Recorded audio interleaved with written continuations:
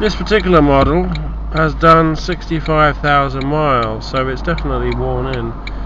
But I have to say, the reason why I bring this up is because these cars drive better once they've been broken in. This one is a bit of an old dog now, but the car works well. It feels like, because the parts are worn in now, that you're in more control of the vehicle, and the vehicle is allowing you to have more sensation from the road. You feel more connected with the vehicle. It's hard to explain that, but it's only really apparent when you drive an older car.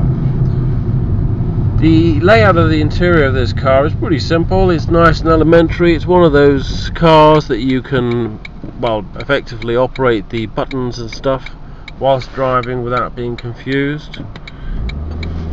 There's nothing on here that would allow this vehicle to fall into the luxury category, but you know, anyone picking up a vehicle with this mileage this year is going to be looking for a run-around workhorse. Okay, these cars, cheap and cheerful, go around the corners nice. Suspension, well, it's what you would expect. You know, it's a bit bouncy, but I'm chugging along now and it's quite comfortable. This is a 5-gear manual. The dials, pretty clear. I don't think they can be much clearer. There's not a lot going on there, but there are a few smaller circles around the sides of the dials which are a little bit confusing. I'd say the wing mirrors could be a bit bigger. They're a bit too narrow. The rear view is fine. You can see anything I want. And the brakes, well, the car stops.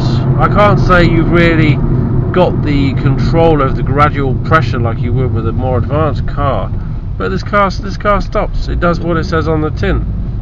You know, the steering, well, the steering is enhanced in the fact that it has a nice big chunky steering wheel. You know, it does make you feel like you're part of the car.